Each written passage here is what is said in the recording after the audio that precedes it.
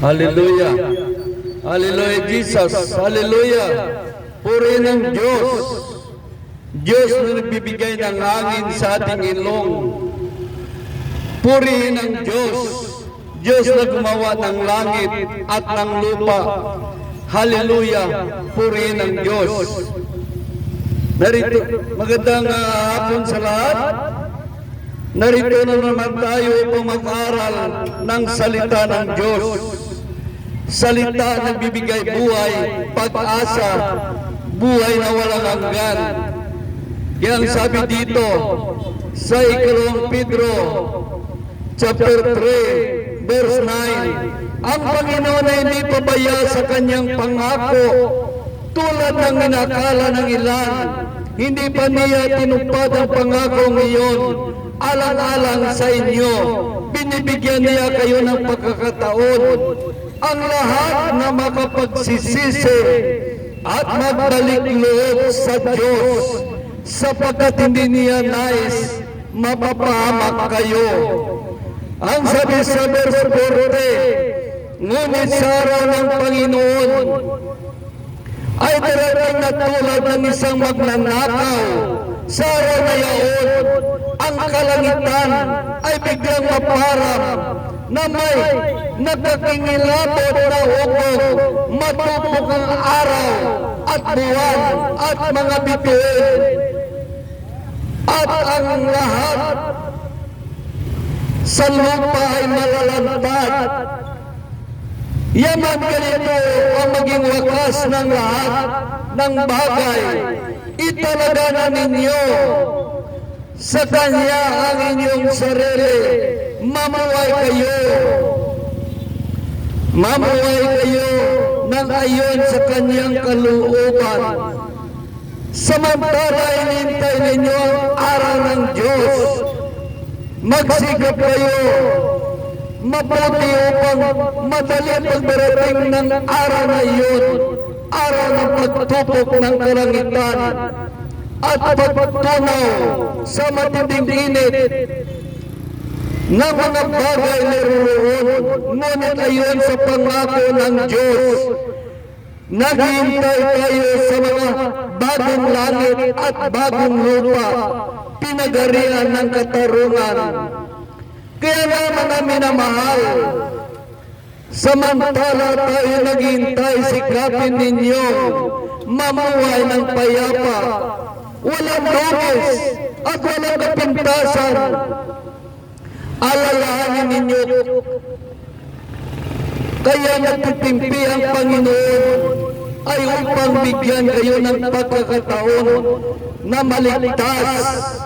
Yan din ang binabanggit ng ating kapatid natin si Pablo, na taglay ng kaalaman, kaloob ng Diyos, na siyang sumulat sa inyo. Sabi sa verse 16, sa lahat ng sulat niya tungkol sa paksang ito, ganito ang laging paalala niya.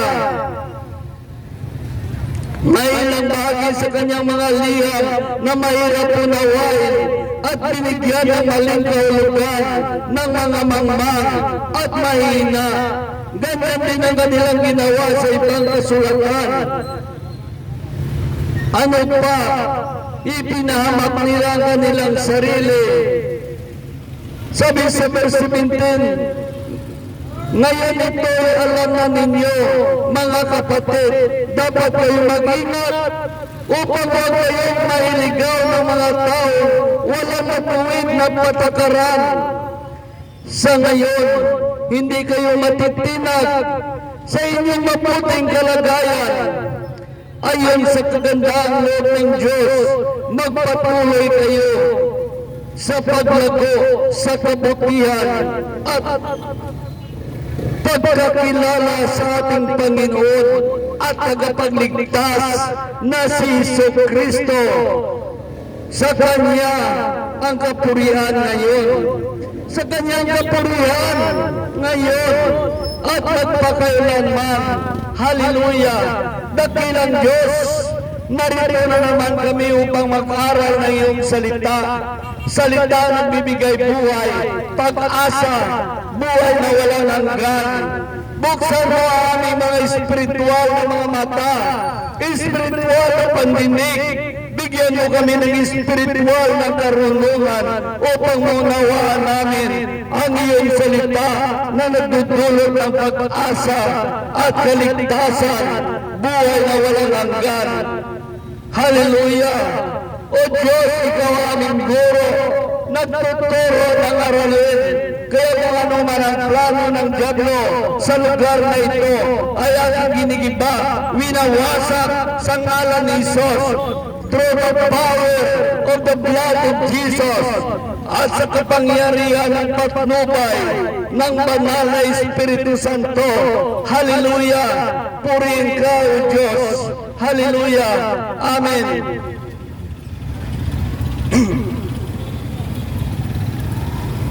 Kaya ating pag-aralan ang tinatawag na lingkod. Lingkod ng mga tao. At dito natin makita ang lingkod ng Diyos at lingkod ni Satanas sa pamagitan ng kanilang mga gawa. Kahit ang mga mahina ay alam ito.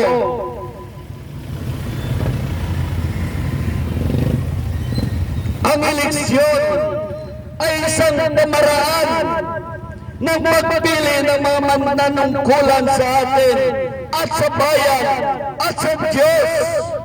Dapat ang mga nanungkulan sa bansa ay may takot sa Diyos. Dapat ang lahat ng nanungkulan sa bansa ay may takot sa Diyos. Dahil ang sabi sa Kawikaan, chapter 1, verse 7, ang pagkatakot kay Yahweh ay pasimula ng karunungan. Pag tayo ay may takot sa Diyos, ay naging marunong tayo. Marunong tayo gumawa ng mabuti. Dahil ang sabi dito, ang pagkatakot kay Yahweh ay pasimula ng karunungan. Ngunit wala talaga sa mga mangmang ang aral at saway. Nakita natin ang pagkatakot sa Diyos, doon nagsisimula ang ating karunungan. Dapat ang mga nanungkulan sa bansa ay may takot sa Diyos. Ngunit sa kabila ng lahat ng ito, hindi man lang natin naisip ang mga ito ay labanang espiritual dahil ang mga tao ginagamit lamang upang makita natin ang isang bagay na hindi natin naunawaan. Ito isang labanang espiritual. Kaya nakita natin marami na ngayon mga nangyayari sa mundo. Halos nakita mo na ang labanang espiritual. Nagaganap, naglaban-laban ang liwanag at kadiliman. Kaya tayo ba sa panig ng liwanag o kaya sa panig ng dilim? Kaya ang sabi dito sa Mateo chapter 16 ay ganito ang sinasabi, ibigay ko sa iyo ang susi ng kaharian ng langit. Ibigay ko sa iyo ang susi ng kaharian ng langit upang mabuksan sa pamagitan ng mabubuting gawa ang langit at mahulog sa atin ang biyaya ng Diyos. Ngunit ano ang nangyari? Hindi na ang pintuan ng langit ang kanilang binubuksan, kundi ang pintuan ng impyerno dahil sa masasama nilang gawain. Kaya nakita natin, kaya sabi ng Diyos, ibigay ko sa iyo ang susi ng kaharian ng langit. Dahil kapag mabuti ang ating ginagawa, ay binubuksan natin ang pagpapala mula sa langit. Dahil sabi dito, ibigay ko sa iyo ang susi ng karya ng langit. Ang pinagbabawal mo sa lupa ay pinagbabawal sa langit. At ang pinahintulot mo sa lupa ay pinahintulot din sa langit. Kaya nakita natin kung tayo ay mga lingkod ng reliyon o lingkod ng bayan, dapat buksan natin. Tayo ay may hawak ng susi upang mabuksan ang pagpapala sa mga tao. Yang sabi dito sa Marcos ay ganito, Marcos chapter 10 verse 42 ay ganito ang sinasabi, kaya pinalapit sila ni Jesus at sinabi, alam ninyo mga tinuturing na pinuno ng mga makasalanan ay siyang pinagpanginoon at ang mga dinadakila ang siyang sinusunod. Ang sabi sa verse 45, ngunit hindi ganyan. Ang dapat umiiral sa inyo, salipang sino man sa inyo na ibig maging dakila, ay dapat maging lingkod. At kung sino man ibig maging pinuno, ay dapat maging alipin ng lahat. Napakaliwanag ang sabi ng Diyos. Ito ang nais ng Diyos. Sabi dito, ngunit hindi ganyan ang dapat umiiral sa inyo. Salipang sino man sa inyo ibig maging dakila ay dapat maging lingkod. At sino man ibig maging pinuno ay dapat maging alipin ng lahat. Alipin mo tayo ng lahat o tayo ang maalipin. Sabi sa verse 45, sapagkat ang anak ng Diyos ay naparito hindi upang maglingkuran, kundi upang maglingkod at ibinigay ang kanyang buhay sa ikatutubos ng marami. Dapat kung tayo ay lingkod ng Diyos o lingkod ng reliyon, ibigay natin ang ating buhay upang sa ikaliligtas ng kaluluwa ng mga tao. Kung tayo ay lingkod ng bayan, ibigay natin ang ating buhay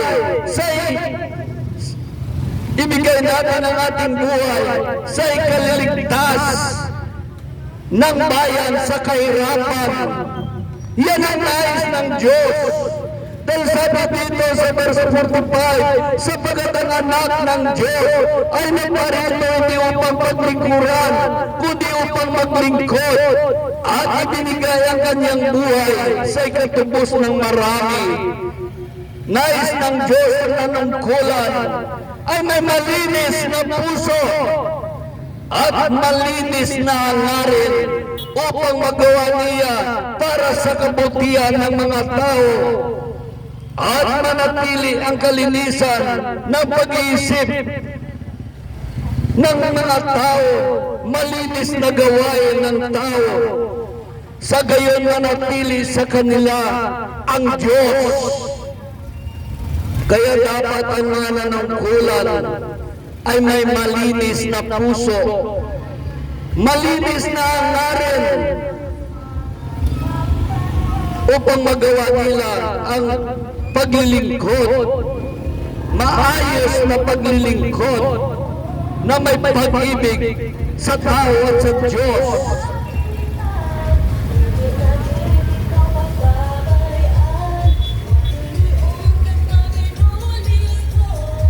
Hallelujah! Purihin ng Diyos. Dahil ang sabi dito, dapat ang mga nanungkulan ay may malinis na puso at malinis na hangarin upang magkaroon ng malinis na gawain.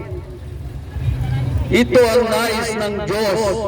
Dahil ang sabi sa unang chapter 1, chapter 3, verse 1 to 3, isip Isipin ninyo kung gaano kalaki ang pag-ibig sa atin ng Ama. Tinawag niya tayo mga anak ng Diyos. At yan ay totoo. Ito ang dahilan kung bakit hindi tayo nakilala ng mga makasalanan. Hindi nila nakilala ang Diyos. Mga minamahal, sa gayon tayo ay mga anak ng Diyos. Ngunit hindi pa naayag ang magiging kalagayan natin. Gayon alam natin sa pagparito muli ni Kristo. Tayo ay matutulad sa Kanya sapagkat makikita natin siya sa Kanyang likas na kalagayan. Kaya sabi sa verse 3, kaya ang sinuman may pag-asa sa Kanya ay magpakalinis tulad ni Kristo ay malinis. Kung lahat na mga tao naglilingkod ay malinis tulad ni Kristo na malinis, kapayapaan sa bawat bansa, kapayapaan. At ang Diyos ay nalulugod sa atin. Kaya ang sabi naman dito sa unang 1 sa verses, ang nagsasabi na nanatili siya sa Diyos ay dapat mamuhay tulad ng pamumuhay ni Kristo Jesus. Kaya kung mga lingkod ng Diyos na mamuhay tulad ni Kristo Jesus, maraming kaluluwa maligtas. Kung ang bayan ay namumuhay, mga lingkod ng bayan namumuhay tulad ni Kristo Jesus, diyak maligtas tayo sa kahirapan. Ngunit ano nangyayari sa ating bansa, hindi lang sa atin sa Pilipinas, ganoon rin sa ibang bansa. Dahil naghari doon ang kadiliman, hindi ang liwanag. Kaya dapat tayo ay mamumuhay tulad ni Kristo Jesus. Sabi naman sa unang Pedro, chapter 1 verse 15, yaman ang Diyos ang umirang sa inyo ay dapat kayo magpakabanal, ano man ang inyong ginagawa. Ayon sa nasusulat, magpakabanal kayo sapagkat ako ay banal. Sana kung ang lahat na lingkod ng reliyon ay nagpakabanal, maraming kaluluwa maligtas. At ang lahat na lingkod ng bayan ay nagpakabanal, tiyak maawin tayo sa paglugmok sa kahirapan. Kaya nakita natin ang mga nangyayari. Yan sabi naman dito sa Episo, chapter 1 verse 13, kayo may naging bayan ng Diyos nang kayo'y manatili sa Kanya. Matapos ninyong marinig ang salita ng katotohanan, ang mabuting balita na nagtutulot ng kaligtasan. Kaya ipinagkaloob sa inyo ang Espiritu Santo, ipinangako ng Diyos bilang tatak ng paghirang sa inyo.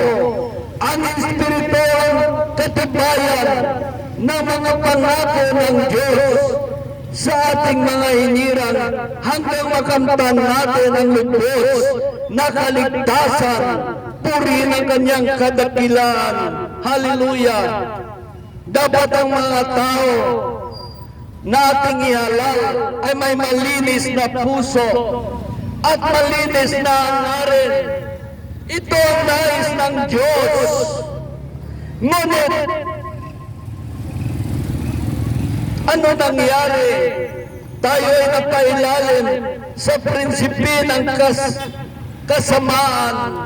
napailalim tayo sa prinsipi ng kasamaan.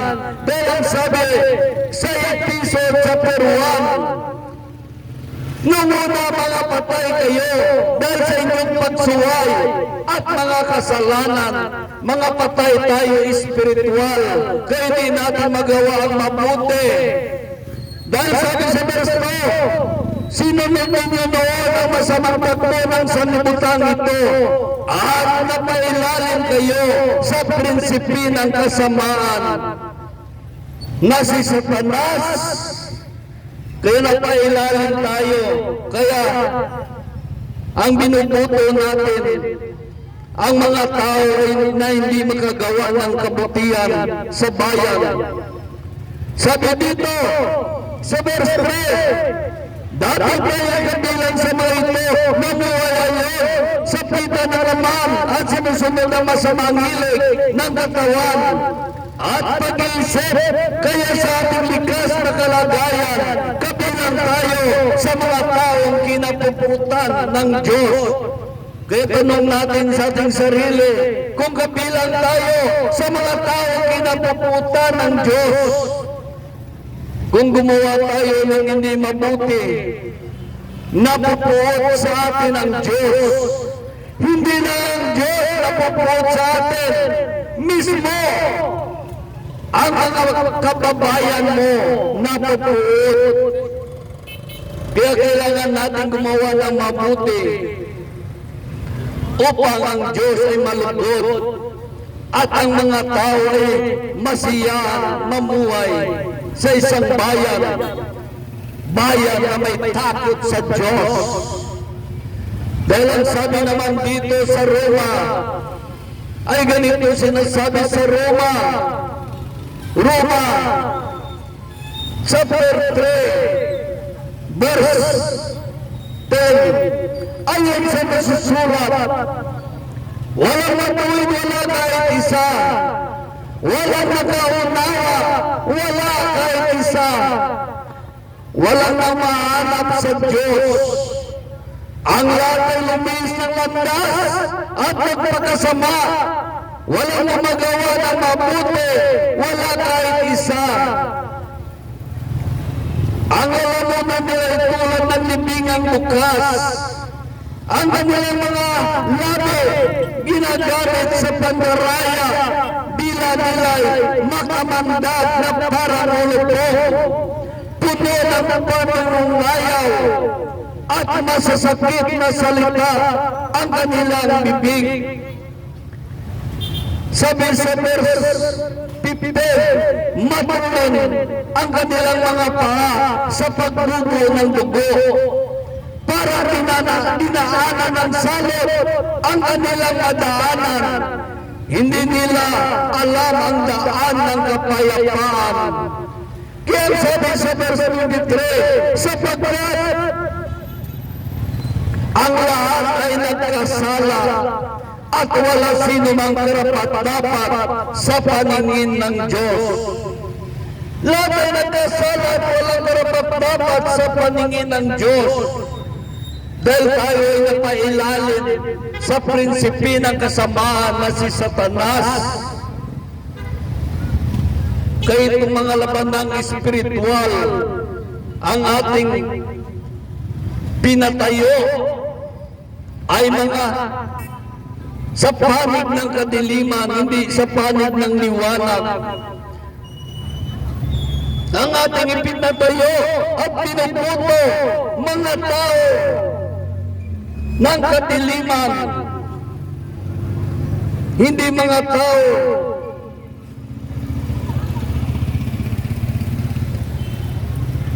ng liwanag,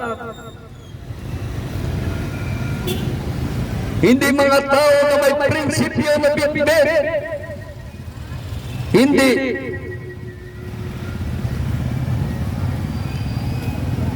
Dapat ang mga tao may bitbit na prinsipyo at may katarungan na may takot sa Diyos. Ito ang nangyayari sa bawat bansa. Hindi tayo dapat magtaka dahil ang ating kapanahunan ang pagbabalik ni Kristo Jesus. At ganun din ang pagdating ni Antikristo. Dahil kapag dumating si Antikristo, hinanda na ang kanyang mga lingkod upang madali nila masunod si Antikristo. Dahil sa pagbabalik ni Kristo Jesus, magkaroon ng rapture. Ang mga sumusunod sa Diyos at may takot sa Diyos, kukunin ng Diyos dalhin sa ibabaw, i-rapture. At ang Espiritu Santo sa lupa ay akyat sa itaas at mag-aari na sa atin si Antikristo. Si Antichrist ang mag-aari sa atin. Hindi ba ninyo napansin? Marami na ngayon mga Antikristo. Marami na ngayon mga Antikristo. Dahil ang sabi dito sa unang Juan, sa verse 10, mga anak, malapit ng wakas ng daigdig. Tulad ng narinig ninyo, darating na ang Antikristo. Ngayon nga, marami na lumilitaw na Antikristo.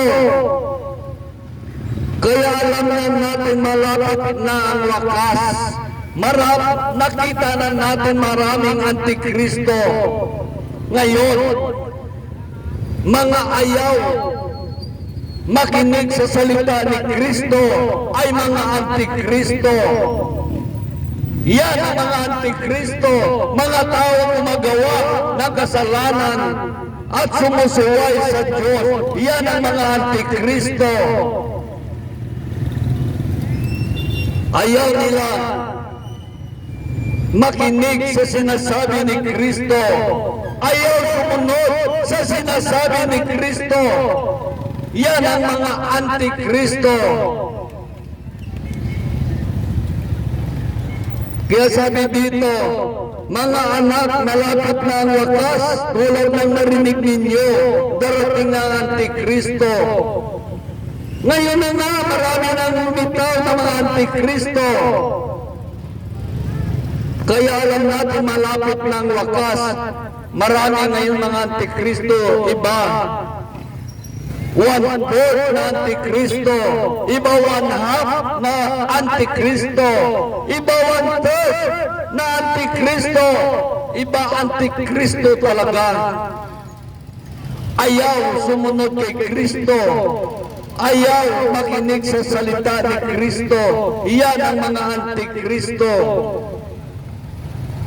Nakita natin, kaya sabi sa Hosea chapter 4 verse 6, napahamak ang aking bayan dahil sa kulang ng kaalaman. Kulang ng kaalaman. Nakita mo ang mga Antikristo ay mayroon silang espiritu ng kalikuan. Kahit sabihin mo pa ang totoo, ayaw nila sundin. Dahil mayroon silang espiritu ng kalikuan. Dahil ang sabi dito sa Hosea chapter 5 verse 4, dahil sa kanilang mga ginawa, hindi na sila makapanumbalik sa Diyos, sapagkat nasa kanilang espiritu ng kalikuan. Kaya yan ang mga Antikristo. Ang salita ng Diyos in-twist nila papunta sa kanilang reliyon. Yan ang Antikristo. Yan mga pulang guro. Kaya nakita natin, ayaw na nila gamitin ang salita ng Diyos. Yan ang mga Antikristo. Bakit hindi natin gamitin ang salita ng Diyos? Ito'y kapangyarihan ng Diyos. Ito'y source of spirit. Bakit hindi natin gamitin ang salita ng Diyos? Minsan, iniisip natin na tayo ay nasa atin ang Espiritu ng Diyos. Dapat kung sa atin ang Espiritu ng Diyos, dalhin ka ng Espiritu ng Diyos sa salita ng Diyos. Dahil ito ay kami kapangyarihan magpagluho sa mga kuha ng dyablo. Ito ay ang salita ng Diyos. ay tabak, soul, and spirit. Kung tayo ay Espiritu ng Diyos, ito ang ating gagamitin dahil natakot dito si Satanas sa salita ng Diyos. Dahil sabi dito sa Ephesians chapter 6, verse 17, isuot niyo ang helmet ng kaligtasan. Isuot niyo ang helmet ng kaligtasan. Saan ka maligtas? Sa salita ng Diyos at kay Kristo Jesus.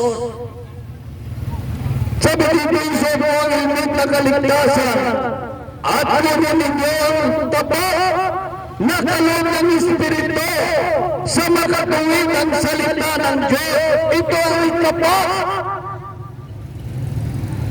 Kaya niyang wasagin ang mga kuta ng dyablo. Kaya niya palayasin ang dyablo sa iyong buhay dahil ito kinatakutan ng dyablo. Ngunit dinaya tayo, hindi natin ginagamit ang salita ng Diyos dahil inisip natin na tayo ay may Espiritu Santo. Gaano katotoo na may Espiritu Santo tayo? Dahil kung may Espiritu Santo tayo, dahil tayo sa salita ng Diyos upang magkaroon ng sandata, isang tapat na kinatatakutan ng dyablo. Hindi na mayroon tayong Espiritu Santo, ngunit ang ating tabak ay ating guni-guni, ating puro-puro, ang ating sariling opinyon, mga doktrina ng reliyon. Yan ang tabak ninyo. Yan ang tabak ng reliyon, ngunit ito ang nais ng Diyos, maging tabak natin ang salita ng Diyos. Sabi dito, sa Ephesians chapter 6, verse 17, isuot mo ang helmet ng kaligtasan at kunin ninyo ang tabak na kaloob ng Espiritu Santo, soul and spirit, sa makatuwid ang salita ng Diyos. Ito isang tapat. Dahil sabi naman sa Hebreo ganito, chapter 4, verse 12, ay ganito sinasabi, sapagkat ang salita ng Diyos ay buhay at mabisa, higit na matalas kaysa alimang tabak na makabilang talim. Ito'y dumabagos maging sa pinaghiwalayan ng kaluluwa at ng Espiritu at ng utak ng buto. Nakatahol sa mga iniisip at binabalak ng tao. Walang makapagtado sa Diyos. Ang lahat ay iyayag at ilantad sa kanyang paningin at kanya tayo susulit. Yan ang salita ng Diyos. Walang makapagtago sa Diyos.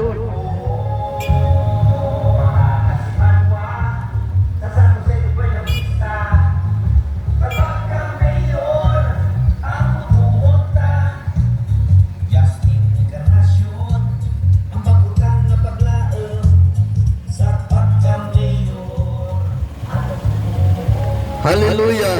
Puri ng Diyos. Yan nakita natin. Ang salita ng Diyos ay may kapangyarihan magpagbuo ng kuta ng dyablo. Bakit hindi natin gamitin ang salita ng Diyos?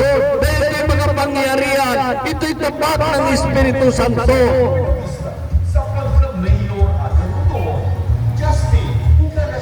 Paano natin masabi na tayo may Espiritu Santo? Hindi natin alam bitbitin ang source of spirit.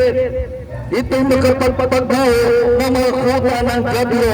Dahil sabi dito sa Ikalawang Korinto chapter 10, verse 4, ang sandata ko'y may kapangyarihan ng Diyos at magpagpagbuo ng mga kuta ng dyablo.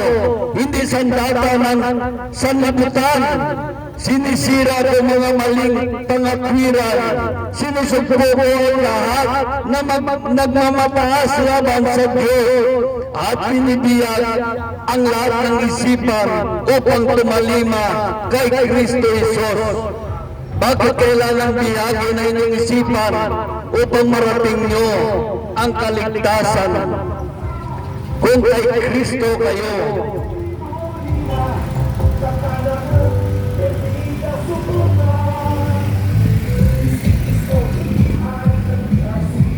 Kaya pinagbabala ito sa atin ng Diyos. Napakalaga ang kanyang salita.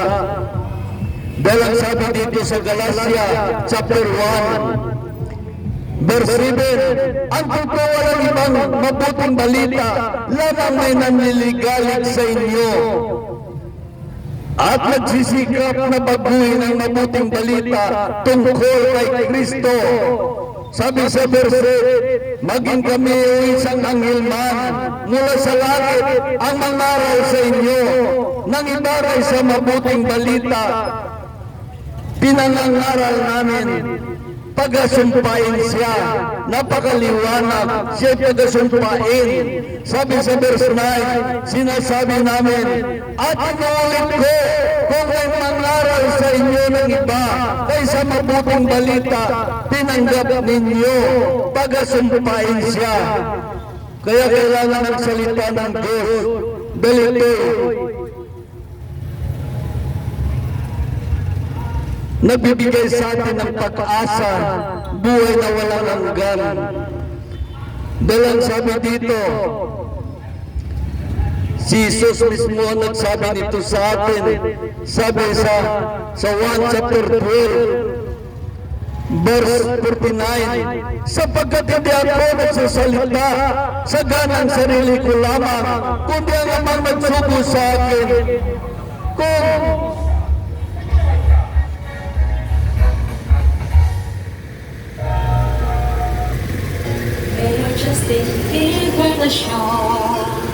Mayor Justin Encarnacion.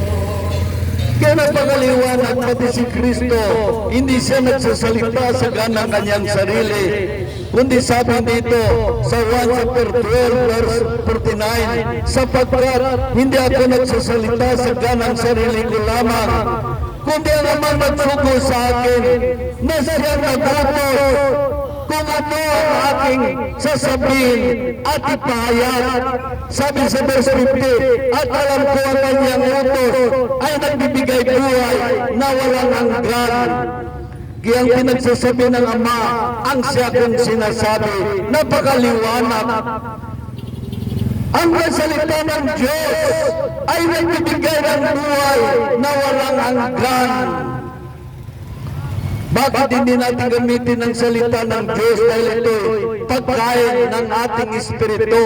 Dahil sabi sa Matthew chapter 4 verse 4, hindi lamang sa pagkain na bubuhay ang tao, kundi sa bawat salita lumalabas sa bibig ng Diyos. Dahil ito'y pagkain ng ating espiritu.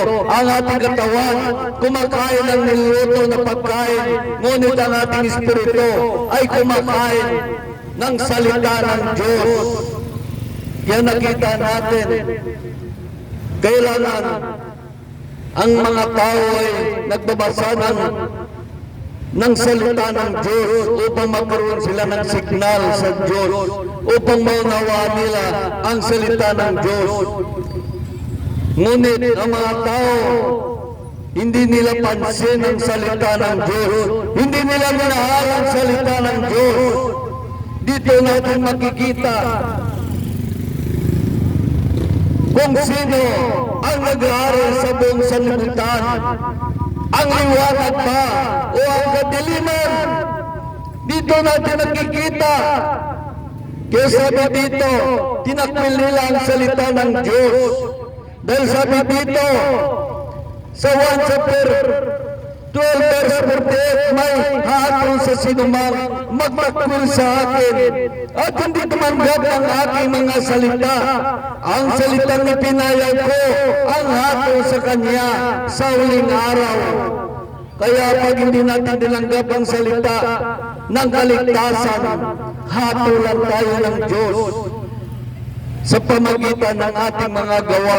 Dahil sabi naman dito sa Deuteronomy chapter 28 verse 15, kung hindi ninyo titinggin ang tinig niya at hindi susundin ang kanyang mga utos at mga tuntunin, mangyayari sa inyong mga sumpang ito. Kaya mangyayari sa atin. Ngunit ang mga tao hindi nakaramdam ng takot sa Diyos kahit sila isumpa. Dito na natin makikita kung ano ang nag-aari sa buong sanlibutan. Ang liwanag ba o ang kadiliman? Dito natin makikita kung sino ang nag-aari, ang liwanag ba o ang kadiliman. Kaya sabi dito sa mga ngaral chapter 9, verse 5 to 6, sabi dito, isa pang kamalian sa daigdig ang napansin ko, sa parang naman ng mga pinuno, ang mga mangmangang inilagay sa mataas na tungkulin. Ngunit ang dakila ay sa mababauri na gawain. Maliwanag. Kaya pinaunawa ng Diyos kay Solomon, dahil sinabi ito ni Haring Solomon, isa pang kamalian sa daigdig ang napansin ko, sa panig naman ng mga pinuno, ang mga mangmang ay nilagay sa mataas na tungkulin, ngunit ang dakila ay sa mababauri na gawain. Kaya itong eleksyon na ito, nakikita natin ang mangyayari kung wala kang pira, kahit may prinsipyo ka pa, kahit mabuting tao, may plano kung maganda, hindi ka manalo kung wala kang pira. Hindi ka manalo kung wala kang pira. Dahil sabi dito, sa mga ngaral sa purpur,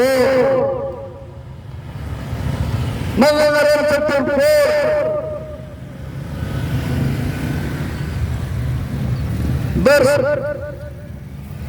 verse 4 ay ganito,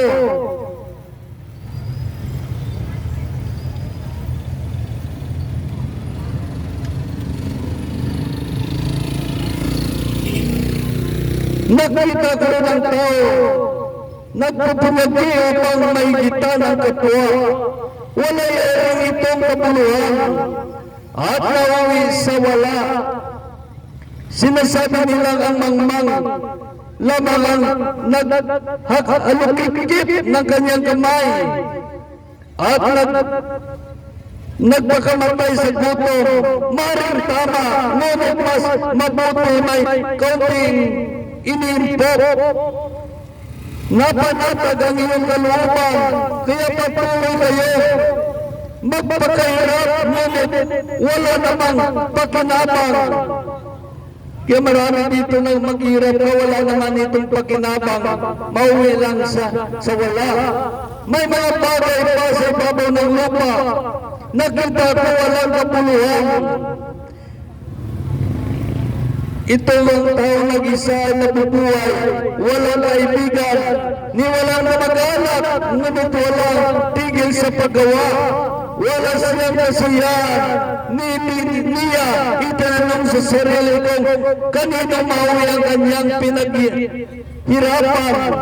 Ito man ay walang kapuluhan at malaking paghirap ng tao sa kanyang sarili.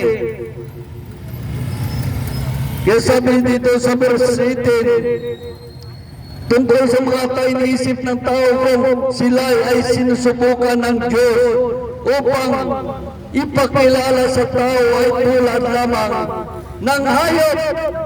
Ang hangganan ng tao at ng hayop ay isang kamatayan, isang kanilang hininga.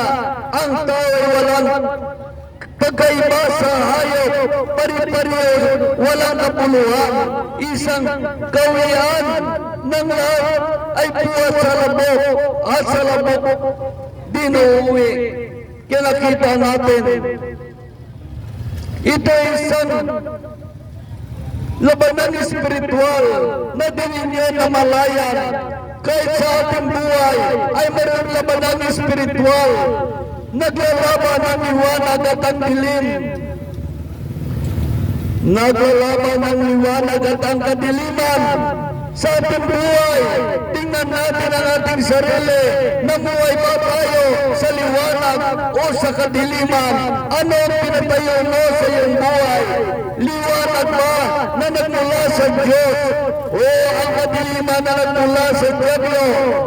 Kaya ang sabi dito, sa unang 1 chapter 4 verse 6, sabi sa unang 1 chapter 4 verse 6, ay ganito naman ang sinasabi, ngunit tayo ay sa Diyos. Ang sino mang kumikilala sa Diyos ay nakikinig sa atin. Ngunit ang hindi nakikinig sa atin, ang sino mang hindi sa Diyos. Nandito natin makilala ang Espiritu ng katotohanan na sa Diyos at ang Espiritu ng kamalian na sa Diablo. Kaya nakita natin, maraming mga tao na nakita natin, mga tao sa Diyos, ang mga tao sa Diablo, ang mga tao na sa liwanag at mga tao na sa kadiliman. Kaya ang sabi dito sa Mateo chapter 7, hindi lahat tumatawag sa akin, Panginoon, Panginoon, ay papasok sa karenang langit. Hindi lahat tumatawag sa akin, Panginoon, Panginoon, ay papasok sa karenang langit, kundi yaon lamang sumusunod sa kalooban ng aking Amang nasa langit. Ang sumusunod lamang sa kalooban ng Amang nasa langit. Ano bang kalooban ng Amang nasa langit? Sabi niya, ipayag mo ang aking salita. Ngunit, pinagarihan na tayo ng Diablo. Pinagarihan na tayo. Dahil ang sabi dito sa Efesos chapter 2 verse 2, sinunod ninyo noon ang masamang takbo ng sanlibutan at napailalim kayo sa prinsipi ng kasamaan na si Satanas. Napailalim tayo. Kaya ang salita ng Diyos ay walang halaga sa atin. Nono Israel, sa pagka-expo member, utuhon na. Nono Israel, ang butuhon na. Pagka-SP, kandyang banwa. Nono Israel, sa konse. Nakita natin ang salita ng Diyos ay wala nang halaga sa ating kapanahunan dahil nasa ilalim tayo ng kadiliman. Hindi na natin pinalagaan ang salita ng Diyos dahil ang sabi sa Kawikaan chapter 1 verse 20, ang karunungan umaapaw. Ang karunungan umalingaw sa mataong lansangan, tinig niya'y nangibabaw sa lugar ng pamilyan. Ito lumalampas sa mataas na muog. Ang ugoy niya naririnig sa pintuan nitong lungsod. Ang karunungan ng Diyos ay maapaw sa mataong lansangan. Ang tinig niya ay naririnig sa pintuan nitong lungsod. Sabi dito sa verse 22, ang taong mangmangay walang gustong kaalaman. Hanggang kailan tatagal ang abamang kalagayan? Hanggang kailan pa manatili ang iyong kamangmangan? Kailan mo pa isipin maghanap ng kaalaman? Sabi sa verse 23, ang payo ay pakinggan ninyo, tingin ang aking mga saway. Sa inyong diwa ko, at ang aking kaalaman, patuloy ito'y aking sa inyong panawagan. Ngunit, hindi ninyo pansin, pati ang aking mga kaway, ni walang bahala ninyo ang aking mga payo. Ayaw ninyong pansinin ang pagdikta ko sa inyo. Walang halaga sa atin ang salita ng Diyos. Sabi dito sa verse 29, pagkagat ang karunungan ay di ninyo minahal. Kaya hindi natakot na may kalakip na pagkalat. Ang sabi sa verse 40, inyo pangang tinanggihan. Itong aking mga payo, itinapon na parang dumi. Ang paalala ko, itinapon natin na daw tayo lang ang paalala ng Diyos. Sa ganito natin makilala ang sa Diyos ay sa Diyos. At ang kay Satanas ay kay Satanas. Dahil ang sabi dito sa 1 chapter 8, verse 47, ay ganito ang sinasabi, ang mula sa Diyos ay nakikinig sa salita ng Diyos, ngunit hindi kayo mula sa Diyos, kaya hindi ninyo pinakinggan ang salita ng Diyos. Kaya napakaliwanag, makilala na natin ang mga tao na sa Diyos at kay Satanas. Mga tao na sa liwanag at sa kadiliman, nakilala na natin ang sa Diyos ay umiibig sa salita ng Diyos at sa buhay. Ang sa Diyos ay umiibig sa salita ng Diyos at sa buhay. At ang sa diablo ay kinainisan niya ang salita ng Diyos at minahal niya ang doktrina ng kanyang reliyon at namumuhay lamang sa kanyang reliyon. Totoo yan. Nakita na natin ngayon ang mga pangyayari sa ating mundo. Halos nag-aari ng kadiliman sa ating buhay. Kaya tingnan mo ang iyong sarili kung ikaw ba namumuhay sa liwanag o sa kadiliman. Dahil kung hindi tayo natin nakita na tayo ay namumuhay sa liwanag o sa kadiliman,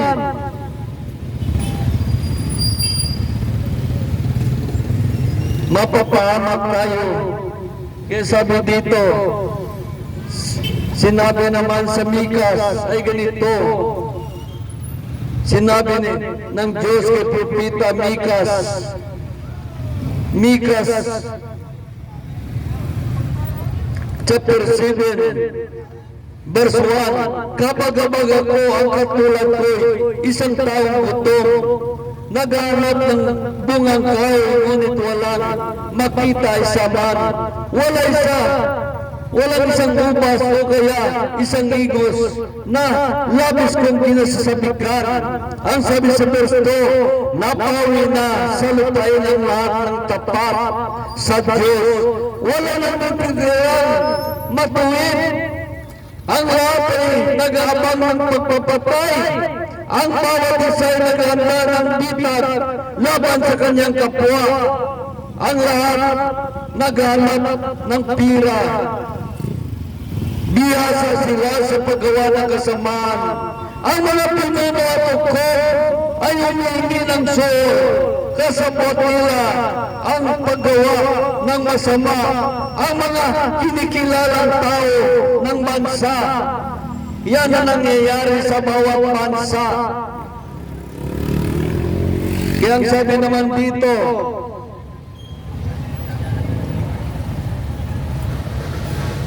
kaya nakita natin, kaya sabi sa Exodo ay ganito, kahit saan ka pumunta na siya ng gobyerno, kailangan mo magpadulas, suhol-suhol. Ngunit sinabi naman ng Diyos dito, ito yung nahanap din sa mga tao. Sabi dito sa Exodo, chapter 18, verse 21, sabi ng Diyos kay Moises, pumili ka sa mga tao may kakayahan, may takot sa Diyos, na mapagkatiwalaan at di masuhulan. Italaga mo sila sa tagapangasiwa. Kaya ito ang kailangan ng Diyos sa mga tao, hindi masuhulan. Kaya ngayon, sa ating kapanahunan, hindi na mabuti ang mga nangyayari dahil lahat na ay mabili ng pira. Dahil ang pangako ni Satanas ang kanilang inaangat. Dahil sabi dito sa Lucas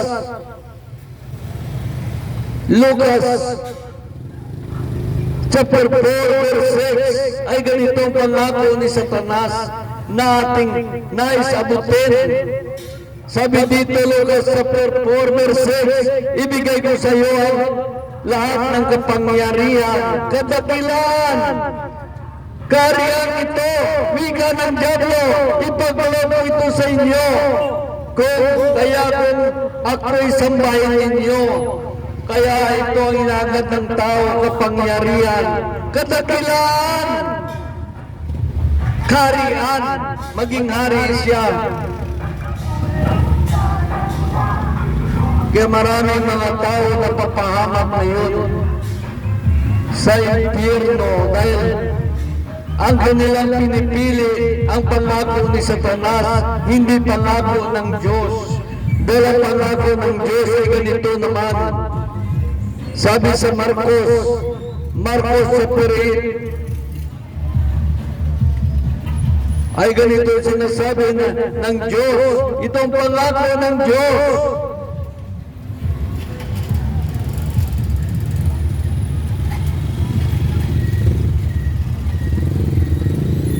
Sabi sa Marcos chapter 8, ay ganito, verse 34, pinalapit ni Jesus ang mga tao, pati ang kanyang mga alagad at sinabi, kung ibig minuman sumunod sa akin, limutin niya ang kaupo sa kanyang sarili, pasanin ang kanyang cross at sumunod sa akin. Ito ang nais ng Diyos, pasanin natin ang ating cross at sumunod sa Kanya. Ang sabi dito, ang nangangat na maligtas sa kanyang buhay ay siyang mawala nito. Ngunit ang nag-alay ng kanyang buhay alang-alang sa akin at sa mabuting balita ang siyang makakamit nito.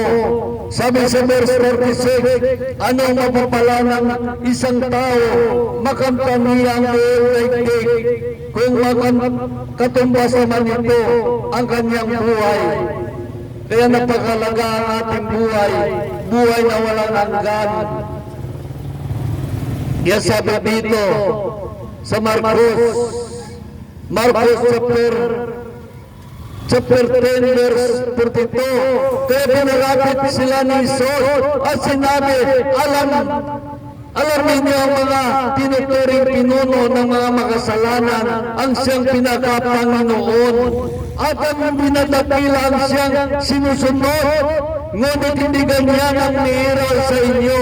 Salat na sino man sa inyo ibig maging dakila ay dapat maging lingkod.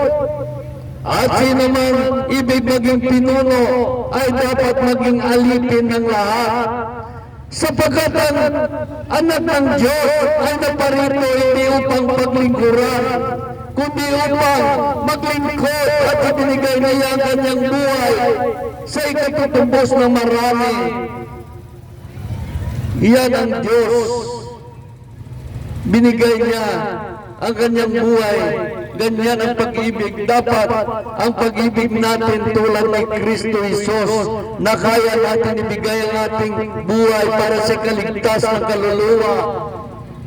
Kung tayo ay lingkod ng Diyos, kung tayo naman lingkod ng bayan, dapat ibigay natin ang ating buhay sa ikatubos ng kahirapan ng bawat bayan. Kaya sabi dito sa Episo chapter 6, ay ganito sinasabi sa Episo chapter 6 verse 7, maglingkod kayo ng may mabuting kalooban na parang sa Panginoon kayo naglilingkod at hindi sa tao lamang, sapagkat alam ninyo na gantihan ang Panginoon ang bawat mabubuting gawa ninuman. Sabi sa verse 9, ang Panginoon maging mga Panginoon, maging mabuti kayo sa inyong mga alipin. Huwag silang pagbantaan sapagkat alam ninyo kayo ay pari-parihong alipin ng isang Panginoon na nasa langit at walang itatangi sa inyo. Kaya ito dapat kung tayo ay naglilingkod tayo, isipin natin sa Panginoon tayo naglilingkod, hindi sa tao. Yan ang nais ng Diyos. maglilingkod na may mabuting puso, mabuting hangarin, at mabuting gawain para sa ikanulat ng bayan. Ganon din ang mga lingkod ng Diyos. Maglingkod na may mabuting puso, mabuting hangarin, mabuting gawain upang ikaligtas ng kaluluwa ng tao. Hallelujah! Purihin ang Diyos. Diyos na gumawa ng langit at ng lupa. Purihin ang Diyos. Diyos na bibigay ng hangin sa ating ilong. Ito lang aking i-share sa inyo. Sana may napulot kayong aral sa gabing ito. Hallelujah! Purihin ang Diyos. Hallelujah!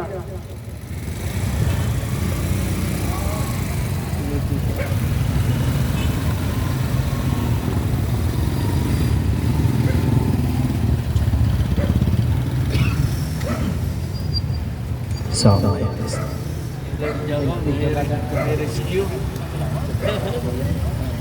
praise God, hallelujah. Salamat sa Panginoon, magandang gabi sa ating lahat. This is not accidentally na kami ay nakatagpo upang mangaral dito ng salita ng Diyos sa aming kasama, at ito ay kalooban ng Diyos. So, meron ba akong i-share sa inyo tungkol po ito sa tatlong bagay na promisa ng Book of Corinthians. 1 Corinthians chapter 13 verse 13, sabi niya dito, babasahin mo na.